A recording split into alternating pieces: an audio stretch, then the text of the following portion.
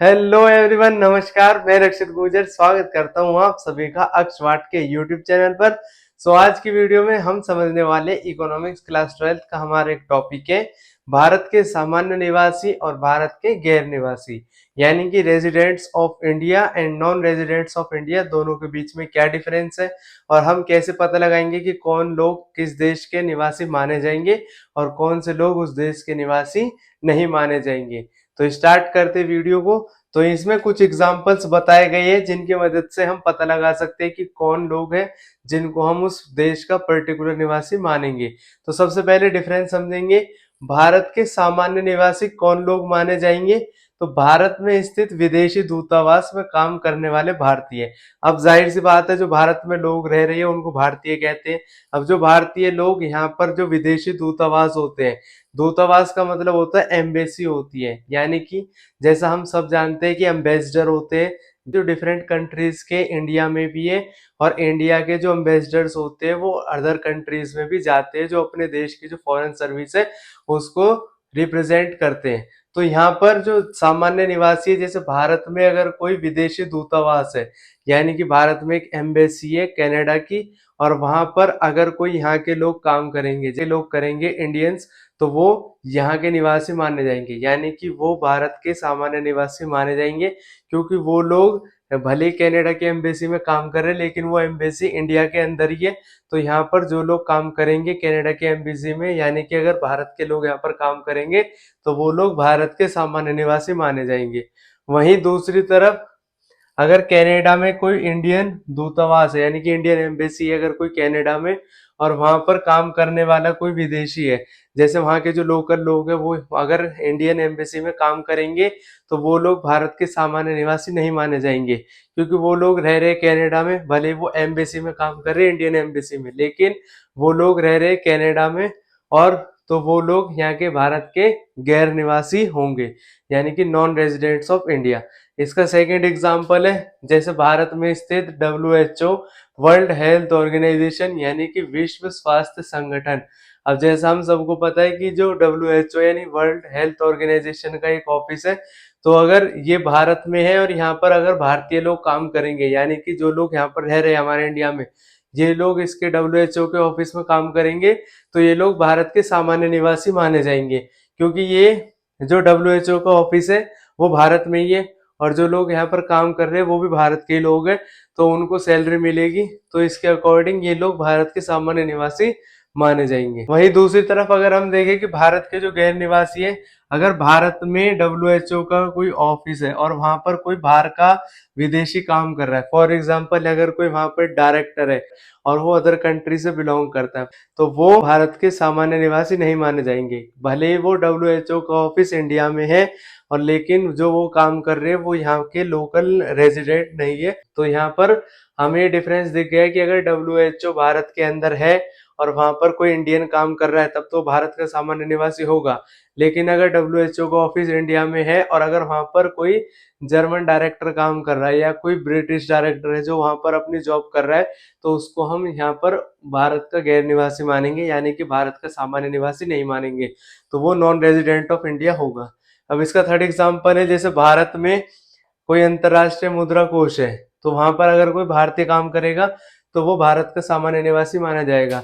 इतने एग्जाम्पल देखने के बाद में हमें एक बात तो बिल्कुल क्लियर हो चुकी है कि अगर कोई ऑफिस इंडिया के अंदर है और वहां पर जो इंडियन लोकल लोग है वो काम कर रहे हैं, तो वो भारत के सामान्य निवासी माने जाएंगे। और अगर कोई ऑफिस इंडिया के अंदर है लेकिन वहां पर जो भारत के लोग काम नहीं कर रहे, कोई बाहर का आदमी आकर काम कर रहा है, तो उसको भारत के गैर निवासी माना जाएगा। जैसे अगर भारत में अंतरराष्ट्रीय मुद्रा कोष में काम करने वाले भारतीय, अब ये ऑफिस है अंतरराष्ट्रीय मुद्रा कोष का, भारत के अंदर काम कर रहा है, भारतीय लोग कर रहे हैं, तो इसका मतलब ये भारत के सामान्य निवासी माने जाएंगे। वहीं दूसरी तरफ अगर भारत में ही ऑफिस है इसका अंतरराष्ट्रीय मुद्रा कोष का, लेकिन यहाँ पर कोई विदेशी निर्देशक काम कर रहा है, यानी कि कोई बाहर का फॉरेनर डायरेक्टर यहाँ पर काम कर रहा है, कोई अदर जॉब कर रहा है, कोई भारत का नहीं है वो, लेकिन बाहर के देश से वो बिलोंग करता है, तो उसको हम गैर निवासी मानेंगे। ऑफिस भले इंडिया के अंदर है लेकिन अगर वो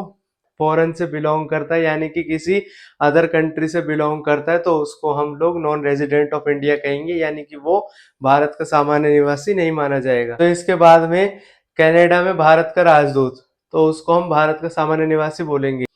इंडिया में हमें पता है यूपीएससी एग्जाम कंडक्ट कराता है आईएएस आईपीएस आईएफएस के। अगर कोई इंडियन फॉरेन सर्विस यानी कि आईएफएस की जॉब को पास कर लेता है तो उसके बाद में वो अदर कंट्रीज में जाता है और वहाँ पे इंडिया को रिप्रेजेंट करता है, यानी कि वो भारत का राजदूत माना जाता है। जैसे हमारी एम्बेसीज अदर कंट्रीज में होती है तो वहां पर वो जाएगा एम्बेसडर, वो रिप्रेजेंट करेगा इंडिया को। तो आईएफएस का एग्जाम देने के बाद में जो लोग इनको पास कर लेते हैं तो वो एम्बेसडर माने जाते हैं इंडिया के। तो यहाँ पर अगर कनाडा में कोई भारत का राजदूत जाएगा, अगर कोई एग्जाम पास कर लेता है आईएफएस का, उसके बाद में वो एम्बेसडर बन जाता है तो एम्बेसी में रहेगा वो। अगर वो कनाडा में चला जाएगा फिर भी वो भारत का सामान्य निवासी माना जाएगा,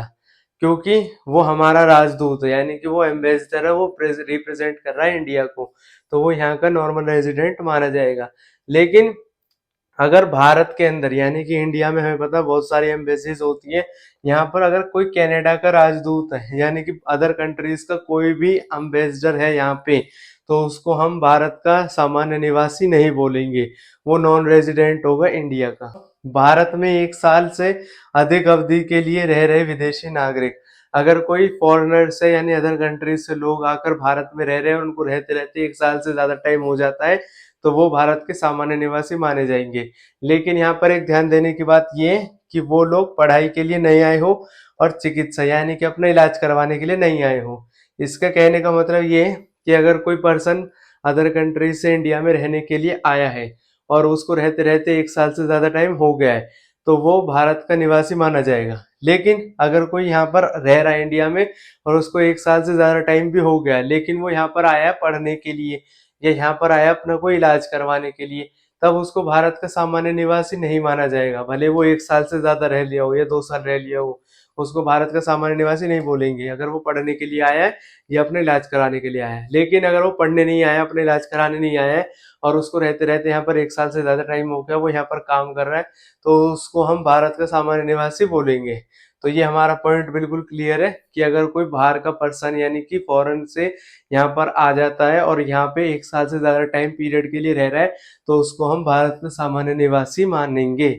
उसके बाद में अगर भारत में 1 साल से कम टाइम के लिए कोई काम कर रहा है विदेशी नागरिक तो उसको हम नॉन रेजिडेंट बोलेंगे। अब काम कैसे करेगा, फॉर एग्जाम्पल कोई नई मशीनरी आई है तो अगर उस मशीन सिस्टम को समझना है तो उसके लिए जो बाहर से फॉरेनर्स होते हैं उनको बुलाया जाता है, वो मशीन के बारे में ज्यादा नॉलेज रखते हैं, तो वो यहाँ के जो लोकल पर्सन होते हैं जो यहाँ पे काम करने वाले होते हैं उनको उस पर्टिकुलर मशीन के बारे में समझाते हैं। तो वो तकनीकी विशेषज्ञ होते हैं, तकनीकी यानी टेक्नोलॉजी के उन्होंने ज्यादा पता होता है। तो अगर भारत में 1 साल से कम टाइम के लिए कोई काम कर रहा है विदेशी नागरिक तो उसको नॉन रेजिडेंट ऑफ इंडिया बोलेंगे। तो ये थे हमारे बेसिक पॉइंट्स जिसमें हमने समझा है कि भारत के सामान्य निवासी और गैर निवासी में क्या डिफरेंस होता है, किन लोगों को मानेंगे कि हम वो उस देश के निवासी और किन लोगों को नहीं मानेंगे उस देश का निवासी, तो उसको हमने समझा इस वाली वीडियो में। तो ये थी हमारी वीडियो, इसी के साथ हम मिलेंगे अपनी नेक्स्ट वीडियोस में। तब तक के लिए खुश रहे, स्वस्थ रहे और जुड़े रहे अक्षवाट के साथ। जय हिंद, जय भारत।